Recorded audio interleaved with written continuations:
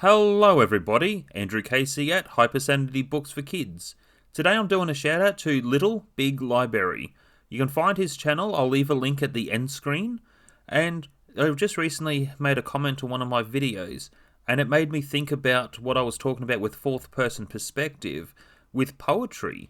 Something I haven't considered before because poetry is normally in second person perspective, but I think he is onto something, which gave me the idea of a creative consultant. So today's video, I'm going to touch into what a creative consultant is and different forms of creative consultants.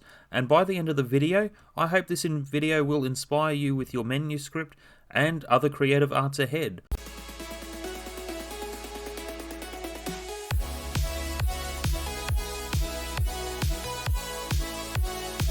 Number 1.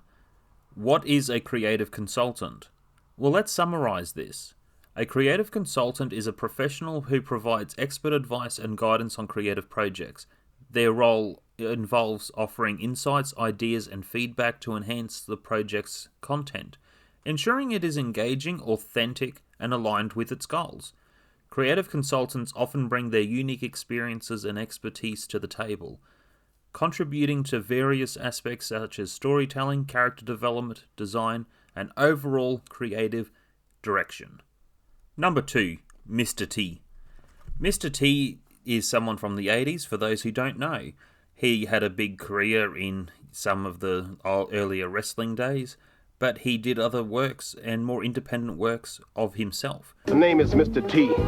First name is Mr., middle name is that period, last name is T. Listen, and listen good. I'm talking to you. So, on the artwork of a creative consultant, especially with book publishing, he oversaw projects.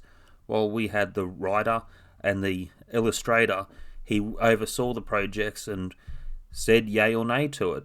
And could you imagine with his personality being in a room with Mr. T as he's working on some ideas for creative consulting? I think it'd be a collaboration that is quite interesting. So even for yourself at some point, you might have a project and look over a team who are writing a book in your honour. Put in charge of arts and crafts, I make time. Number 3, autobiographies. Most autobiographies, it's known and even said within the book that a ghostwriter wrote the book. A ghostwriter is someone who will take the resources and consult with everyone to write the book. Though a creative consultant may be the person who's doing the autobiography. An example is a celebrity who is talking to a specific creative consultant for that person to outlay ideas for the ghostwriter to write the book. So in this case, you have the celebrity talk to the creative consultant to talk to the ghostwriter. And some bits of the story may edit through from there, but it's how some products are made. But the creative consultant is connecting everyone within the project. Number 4, be the teacher, be the student. There are advantages to being a teacher for other people and sharing what you have learned. Whether it's starting off at basic beginner levels, it's showing that you're understanding a subject matter. And also being a student means you're open-minded to always learn. And it's going through that cycle that creates good authors. And that's where the creative consultant side comes in. And a lot of authors are no stranger to this method. J.K. Rowling, she corresponded with a lot of people who were authors to help her lead her success. But she went back to being a student to learn from other authors, to learn how to improve on what type of art she was creating. And other authors all do the same thing. Which also means just because someone isn't an author doesn't mean they can't be a creative consultant either. Creative consultants can come in some more forms. Number 5, co-authors. Co-authors are no stranger to being creative consultants. Sometimes I've talked about the 90-10 split, where one person does the majority of the work writing the book, and the other 10% might be someone who's a creative consultant to help finish the book. And that's where the other side comes in. As a co-author, it's working through different points of a story and offering different suggestions, but ultimately it's coming to some sort of decision. If it's a group of people and a bigger collaboration, it can be more difficult. There's advantages, But coming with a unanimous decision may not be easy, so sometimes a creative consultant can work in the form of a co-author.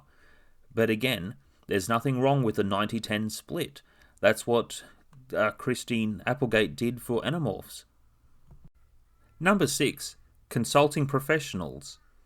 I consulted my lawyer with writing some parts of Dark Sparrow, especially because Australian law can be vastly different with American law, and where the story is based. It's also to keep a quicker flow of story. I did do a lot of consulting with him. I also do a lot of consulting with a psychologist, especially with a lot of the other videos I do on the other channel on case studies. I like to get some other insights and perspective on several videos ahead of what I'm working on because of the difficult subject matters, just to make sure I have a more informed decision when going for the creative art. And again, a creative consultant can be other people who are not necessarily going to get credit for your work, and that's another thing to make clear. When you do have someone help or assist with a project, it may be a minor help, or someone can spark an idea. And that can also work for subplots in a story too. But again, a creative consultant can be other people that you correspond with to help finish your book. Again, when my lawyer, psychologist, and another 2 authors that I know, or my wife, say the 5 closest people that I work in with on my projects, if they tell me to read a book, I read the book. I never hesitate not to read anything that they recommend. So that's another thing of working in with the people who are trying to help me with gaining more information to work on some more books. Number 7, service or credit. One subject matter that comes up a lot. So when I correspond with a psychologist, I correspond for some certain ideas, and it's a paid service. It's an exchange. You exchange money for time within the service. When it comes to the creativity or success, that can vary. So yes, with certain other people who you might have as beta readers, it's a service or a voluntary service that someone's doing. That doesn't mean it's a credit or a royalty cut. And that's a subject that does come up a lot. As an example, my wife's daughter, she's also an adult, and she came up with a few ideas to help me with something else that I've worked on. Though within the Dark Sparrow franchise, as some other books are in the works very soon, yes, I am dedicating a certain book to her, and royalty cuts she'll be getting a good cut, because some of her creative ideas and problem solving has helped me with other things ahead. And again, someone may not be an author, but a creative consultant can come in different forms, and the more you correspond with someone, it really depends on your personal preference to what sort of credit that someone deserves. Again, there are some people who might help solve a small problem within your story and expect a full recognition to be called a co-author without writing a single sentence. So again, sometimes you have to be aware of certain relationships that we have out there. Which brings me to another point. Number 8, family. As said, family can be supportive with certain works, and sometimes there can be certain obstacles with family. But one thing I say to all the young authors out there, to always communicate with your family. And for other people, it comes in different forms of how we do and how we don't. And how we do, as a creative consultant, currently I'm working on my first children's book, filled with short stories and connected within the universe of Dark Sparrow. And from here, I'm working on the story to consist of 10 short stories. And at the moment, we're halfway through the book. But the creative consultant is my wife.